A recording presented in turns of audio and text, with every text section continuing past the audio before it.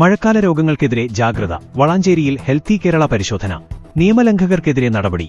വളാഞ്ചേരി മഴക്കാല പകർച്ചവ്യാധികൾക്കെതിരെ ജാഗ്രത പുലർത്തുന്നതിന്റെ ഭാഗമായി വളാഞ്ചേരി നഗരസഭയുടെയും കുടുംബാരോഗ്യ കേന്ദ്രത്തിന്റെയും സംയുക്താഭിമുഖ്യത്തിൽ നഗരസഭയുടെ വിവിധ ഭാഗങ്ങളിൽ ഹെൽത്തി കേരള ഇൻസ്പെക്ഷൻ നടത്തി.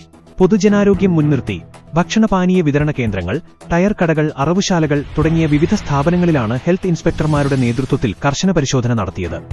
വൃത്തിഹീനമായ സാഹചര്യത്തിൽ ഭക്ഷണവും പാനീയങ്ങളും വിതരണം ചെയ്തവർക്കും പകർച്ചവ്യാധികൾ പടരാനിടയാക്കുന്ന രീതിയിൽ അശ്രദ്ധമായി സ്ഥാപനങ്ങൾ പ്രവർത്തിപ്പിച്ചവർക്കും പൊതുജനാരോഗ്യ നിയമപ്രകാരം നോട്ടീസ് നൽകി.